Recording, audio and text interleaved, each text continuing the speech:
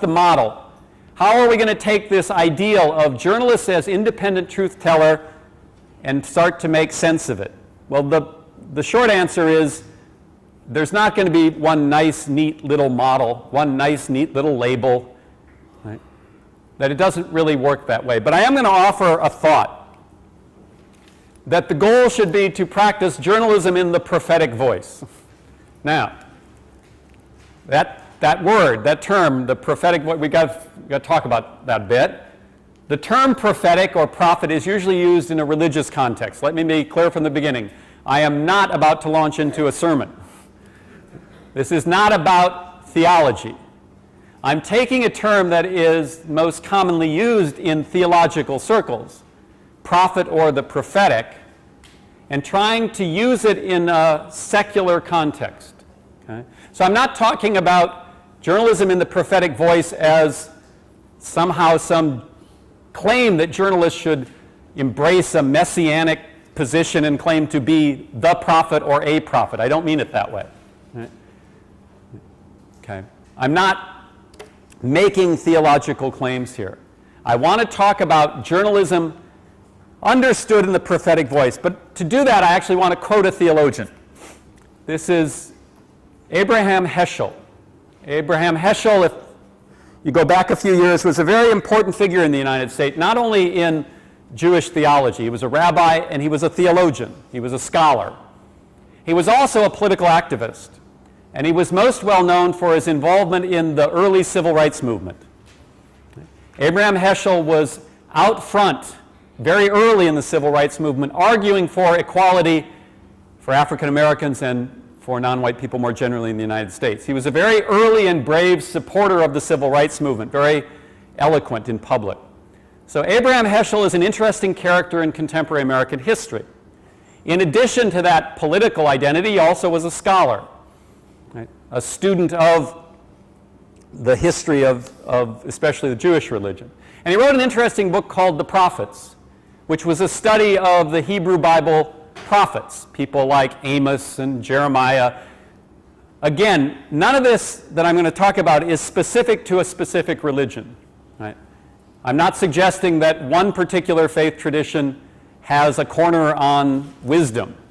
I'm drawing on these traditions because I think there's something interesting and useful in them.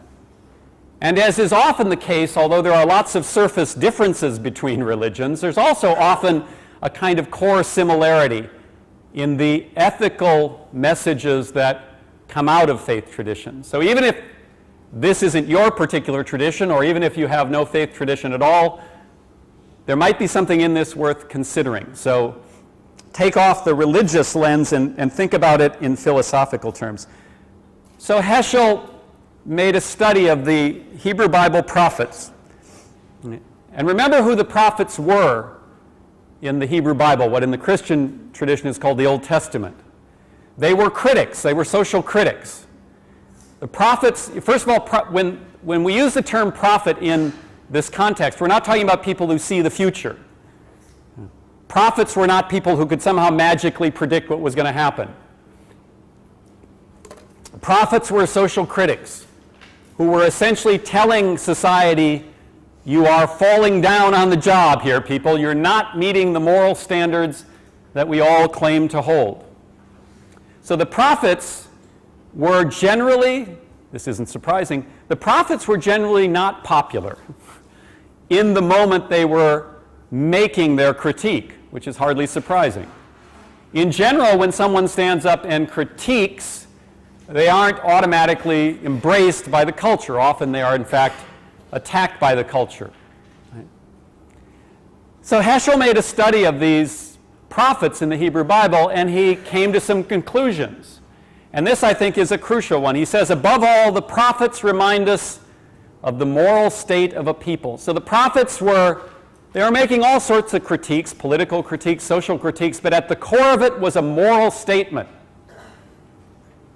Few are guilty, but all are responsible. I find that to be an incredibly profound statement. Few are guilty, but all are responsible.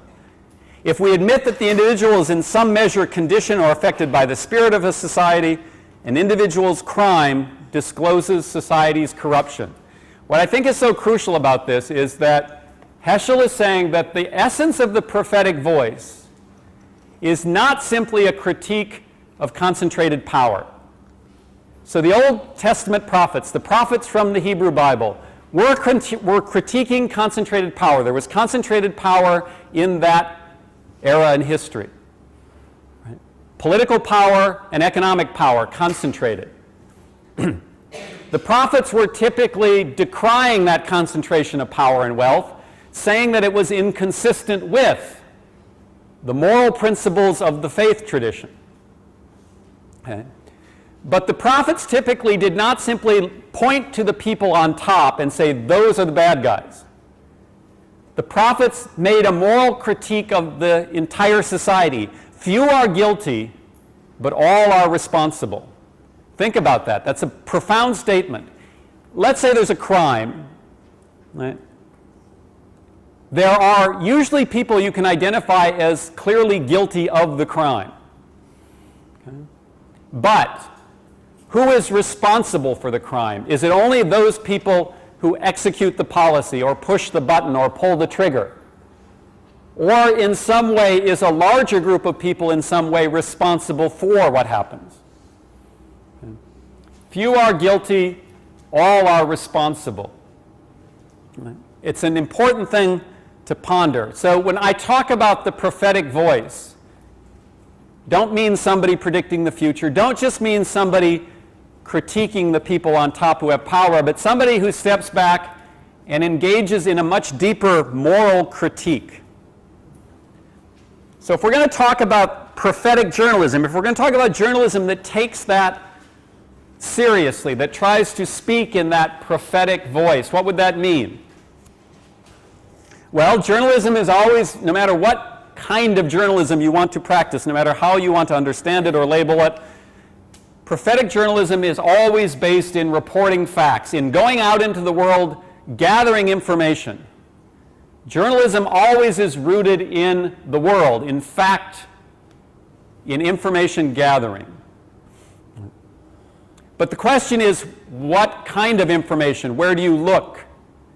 And this notion that I am offering as a way to think about journalism in the prophetic voice will go out in the world to gather that information, to report those facts, but with a focus on the gap between the rhetoric of the powerful and the reality of people's lives, a theme we've come back to before.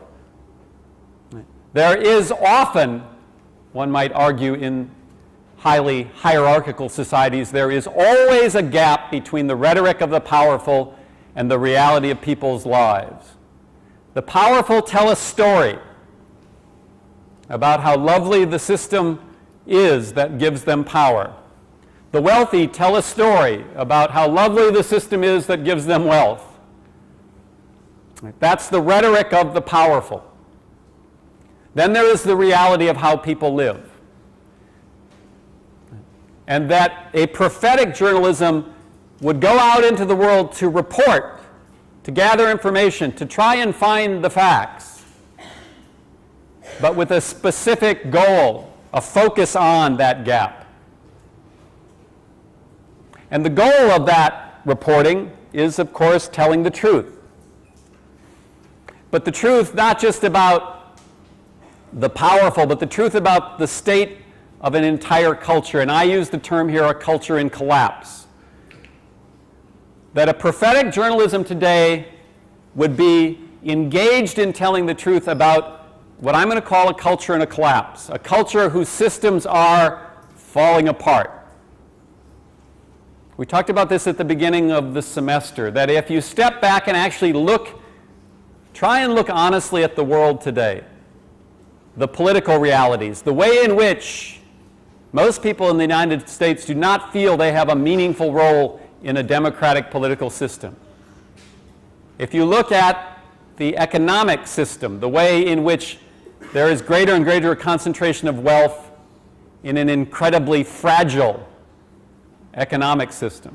If you look at the ecological realities, the degradation of the ecosystems that make our own lives possible, I'm going to suggest that one way to describe that is a culture in collapse. And a culture in collapse is not going to be saved simply by looking at the abuses of power of the most wealthy, the most powerful.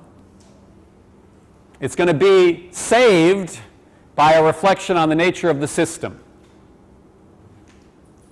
So I'm making an argument here. This is one of these moments where I'm putting forward an idea, not because I think you all agree with the assumptions behind it or are going to embrace the idea, but to provide an alternative way to think, in this case about how to understand the role of journalism. I want to argue that journalism should assert itself in the prophetic voice. That, although it sounds arrogant to say journalists should be prophets, again, I don't mean it in the sense of journalists claiming to be touched by some force, divine or otherwise, to bring the truth. I'm not talking about messianic delusions.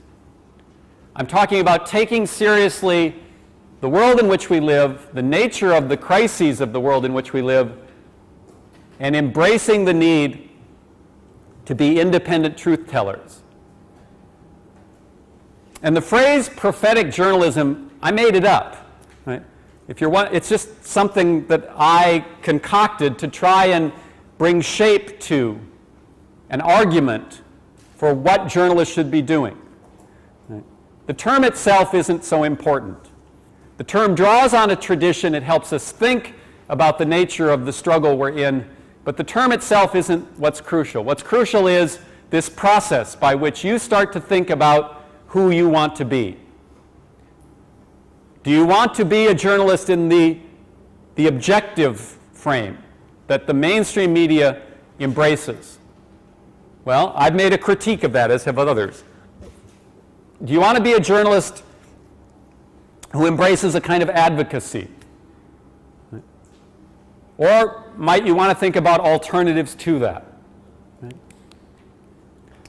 What I want to make very clear is I'm not saying that no good work can be done in these other realms.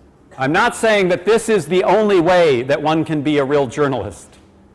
I'm saying that we need to open up our thinking about the alternatives. Okay? Now, what would it mean if one really did adopt a prophetic stance? Well, it would mean trouble for journalists, just as it meant trouble for the prophets in the Hebrew Bible or those who speak in the prophetic voice at any particular moment in time. Taking up the obligation of the prophetic voice is not going to make you popular. In fact, it's going to put you in conflict, quite obviously, with the elites in society. If you are going to put forward a critique of that concentrated wealth and power, those who hold that wealth and power generally will not congratulate you for it. But if you embrace this notion of the prophetic, I'm suggesting that it will also put you in conflict with most people who live comfortably in society. Because it's not simply a critique of those at the top who may misuse or abuse their power. It's a critique of the system that we are all implicated in, and which many of us live quite comfortably in. So adopting this prophetic stance not only is going to create friction with people at the top, it's going to create friction with a whole lot of folks in a society like the United States, an affluent, developed society. It's also, I'm arguing, going to put you squarely on the side of the powerless. It is going to demand that you take sides, which is something that mainstream journalism tends to shy away from. So this notion of the prophetic voice, of a prophetic journalism, comes with consequences, just as all choices do. So what I'm suggesting is at this moment, as we live in what I'm describing as a culture in collapse, this prophetic journalism is more necessary than ever, but also in a sense it is riskier than ever. Because not only do you have the elite at the top who might resist, but you have a big chunk of the culture that would resist.